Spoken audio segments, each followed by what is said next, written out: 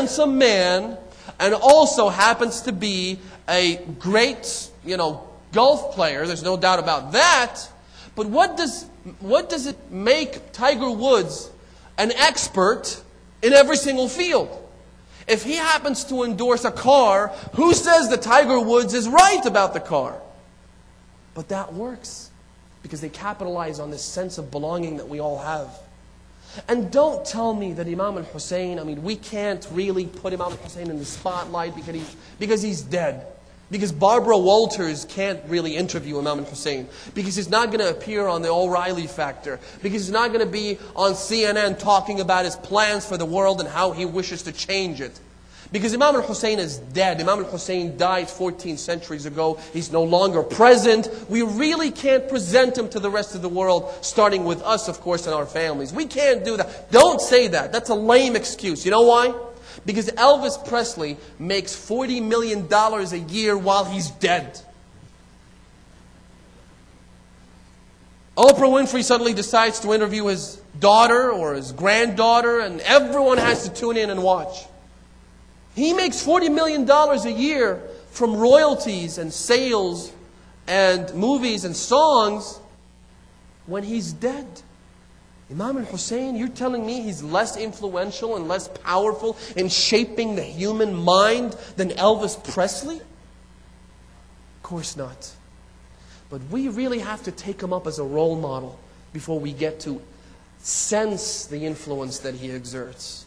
Imam al-Hussein, he doesn't need me. He doesn't need me to talk about his virtues. Imam al-Hussein embodied all virtues. He personified all the morals that humanity is proud of.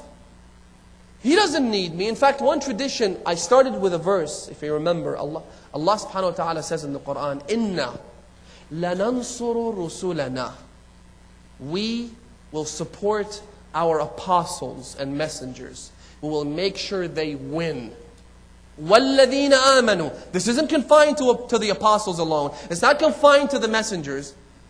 It can apply to you and to me. وَالَّذِينَ آمَنُوا فِي الْحَيَاةِ الدُّنْيَا. We will make sure they win in this world. وَيَوْمَ يَقُومُ الْأَشْهَادِ. As well as the hereafter. We'll make sure this happens. Now, one type of victory would be a military victory where you engage in a battle, you crush your enemy, you defeat them, and you emerge as the victor. Of course, that's one type of victory.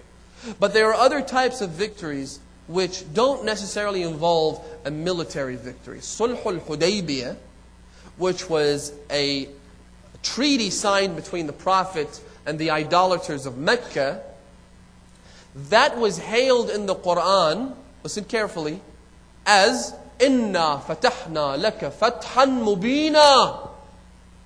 We have given you a great victory. But wait a minute, the Prophet really didn't engage in a battle to begin with. There was no war. There was no physical military confrontation. Why is it that Allah subhanahu wa ta'ala calls this treaty as a victory? Because this treaty acted as the bedrock of all the other subsequent victories that the Prophet was able to achieve. In fact, the liberation of the city of Mecca was based on this. Because a treaty was signed between the Prophet and the idolaters. They broke the conditions of the treaty. The Prophet suddenly had two justifications for going after Mecca. He's got the divine backing. He's got the shara'. He's got Allah's endorsement. But now the Prophet also had a legal backing. The Prophet said, you broke the treaty. You broke the conditions that we both agreed upon. Now it's time for me to come. And so he went. Allah subhanahu wa ta'ala talks about that as a victory. The treaty itself. Imam al-Hussein was the victor, continues to be the victor, and will forever be the victor of that battle. He doesn't need me. I'm the one who needs him. Imam al-Sadiq says in regards to this verse, he says, Al-Husaynu minhum. Imam al-Hussein is one of the people that will be supported by Allah subhanahu wa ta'ala and made the victor in this world as the hereafter. Wa wallah, listen. The Imam says, wallah, if you cry for him, if you speak about the atrocities that he had to endure, if you attend his majalis, Allah subhanahu wa ta'ala will also support you and He will make you the victors. He's not talking about Imam Hussein. Like I said, Imam Hussein himself doesn't need our support. Karbala was designed by Allah to be the spiritual capital of the universe. Let me tell you something about Imam Hussein and Karbala and how special it is in the eyes of Allah subhanahu wa ta'ala. Karbala is the greatest land, according to a narration by Allah subhanahu wa ta'ala, a sacred narration, the greatest land in the universe. Its dirt is sold in exchange for hard currency.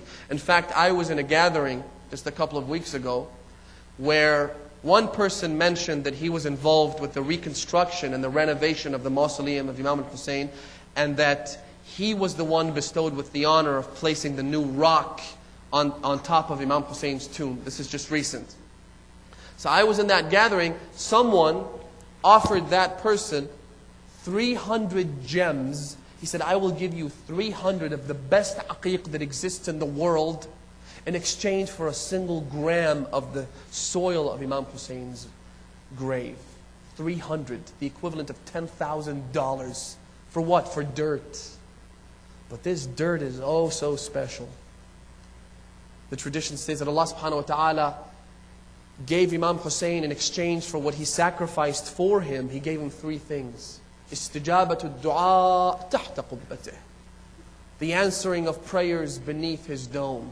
Some traditions say by Imam Sadiq that the entire city of Karbala is considered the dome of Imam Hussein. You go to Karbala, you ask Allah subhanahu wa ta'ala, He will certainly answer your call.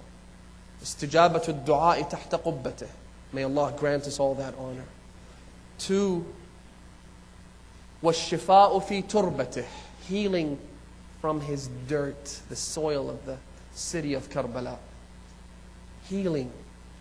And 3, وَالْإِمَامَةُ مِنْ ذُرِّيَّتِهِ. For the Imams, to be the 9 Imams, to be from the descendants of Imam al-Hussein. So that's one thing. The water of the river Euphrates, is so special that we are instructed to feed newborn children with it. The first thing they should drink is not milk from their mothers, but water from the river Euphrates and a little bit from the sand of the city of Karbala, the soil of the city of Karbala. That's the first thing they should taste. It's mustahab. Also, you probably know that at nighttime it's discouraged for you to stand up, to drink water while standing up. It's makruh. In fact, one tradition states that if you do that, then try to induce vomiting and spit it out. Don't drink it while standing up at nighttime. In daytime, it is recommended that you don't sit down, but that you stand and drink water. This rule is, as we said, there are so many traditions about it for reason that's beyond our comprehension right now, but this rule doesn't apply on the river Euphrates, in the water of Imam al-Hussein. In Karbala, you could sit down, stand up, do whatever you want, drink the water. It's mustahab. Karbala is so great. Imam al-Hussein, his ziyarah, it's unbelievable. One tradition states that Allah subhanahu wa ta'ala will forgive the sins of one who looks into the face of someone who has visited Imam al-Hussein. Their sins, the sins of the people who look into the face of that person, will be forgiven for 6 months. We're not talking about the greatness of Imam al-Hussein.